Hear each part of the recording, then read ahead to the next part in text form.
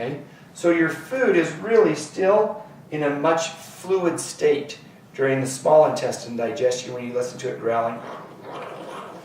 Lions and tigers and bears, oh my, those are actually associated with the small intestine and fluid that's passing back and forth. The colon becomes the great dehydrator, and added to that a lot of good bacteria makes up the majority of the bowel mass. You actually then have formed bowel or stool. Okay? That is where we have, though, this big dehydrating colon that absorbs the fluid. But the primary receptor in there is histamine. And when we start to take antihistamines, we're actually further dehydrating our system. Okay? What's the biggest complaint if I take an antihistamine? I get dry eyes, dry nose, and a dry mouth. Dry stools, and an inability then to absorb water.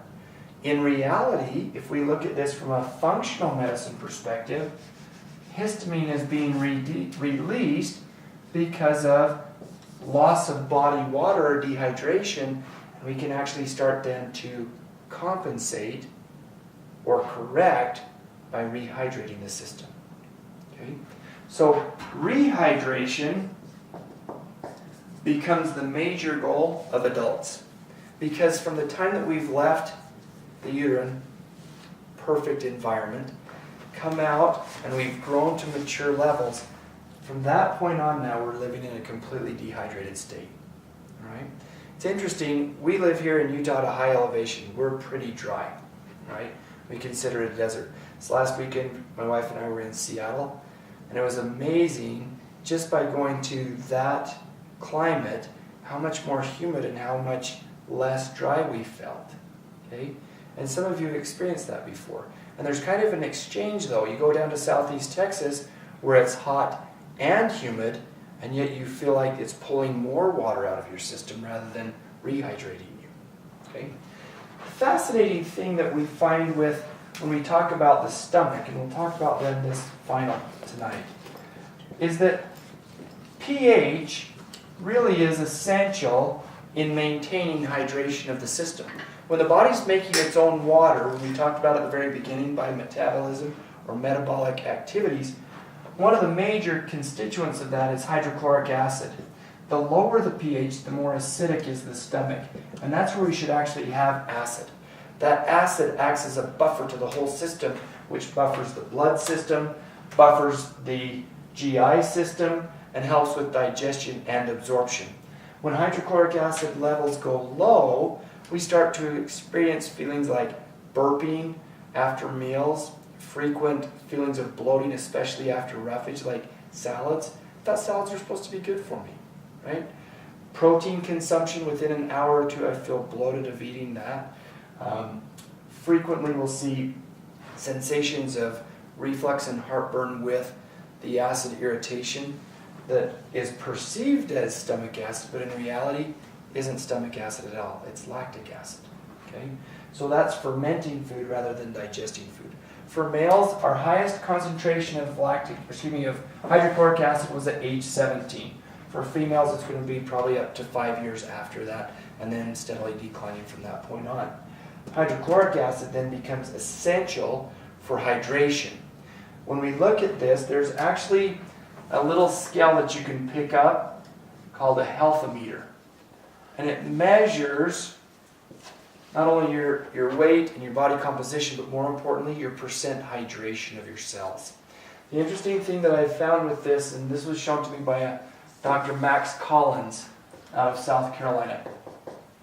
Dr. Collins has shown that when you drink lemon, if your body fluid or your intracellular hydration is low, if you'll drink the juice of a lemon, it actually causes the cells to draw up and take up water, and then the metabolic processes to become more efficient.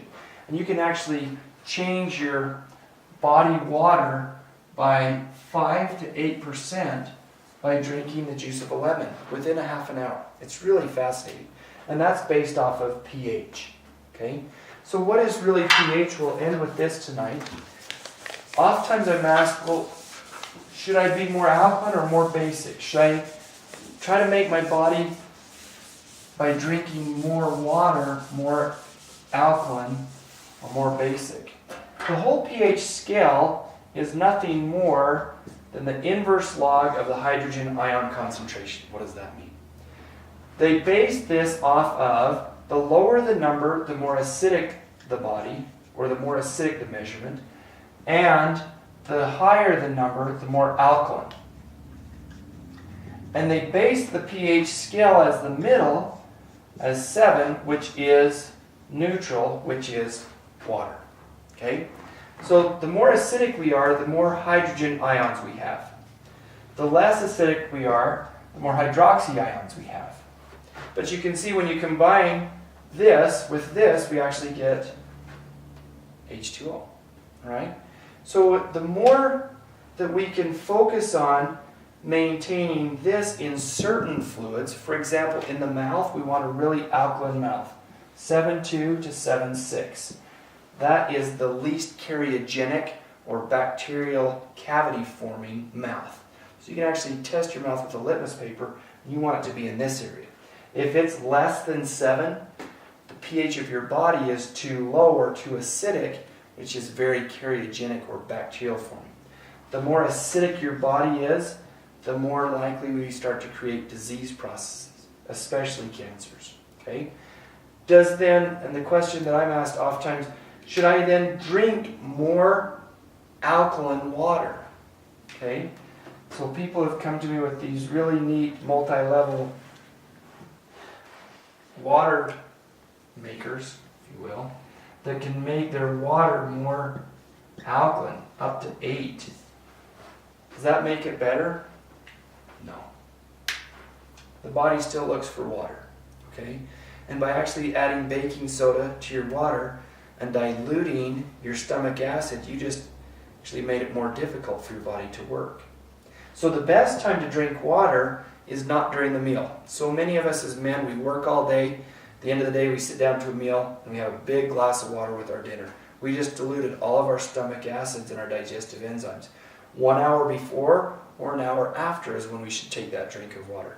At a meal, we should only consume between 2 to 4 ounces. So about a half a cup maximum at a meal. How many of us though sit and then with each bite have to drink? Because we have a dry mouth. Oh, wait a minute. Because we're dehydrated. So getting hydrated and knowing how to hydrate the system are a couple of keys. So take home tonight.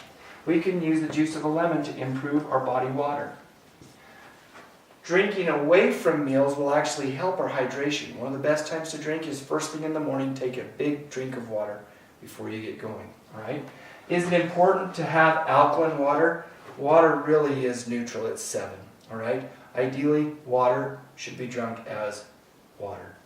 The better source that you can have of your water, the better off you are. A lot of people ask then, should I have a purified water? A filtered water really will do. Okay? If it takes out the chlorine and some of the additives that are put into city drinking waters, culinary waters, you really can get by just by having that water refreshed that way. There is a Japanese researcher who actually did, this is a side note, some research on water, who actually took photos. You can probably look this up as Japanese photos of water. Okay? I can't remember the name of the author, but he actually shows the power of intention in blessing water and what you put on water and how it actually forms crystals. Look it up. It's pretty fascinating. This is a little book by a doctor. My friend who gave me this book calls him Dr. Batman. But it's actually Your Body's Many Cries for Water by Dr. Batman Galige. Yep. Galige. I'll write it. Batman. And Galige. Okay. Dr. Batman. Really, really fascinating information. I think you should read it. Okay. I just got this from a friend of mine who sent it to me from Switzerland. So, a real nice gift. These are some concepts that I think you'd enjoy. And I think if you'll look again at the keys of water and think, my body is 85% water. What am I doing to rehydrate and sustain my system? The more healthy we'll be. All right? Thank you. Perfect, right on time.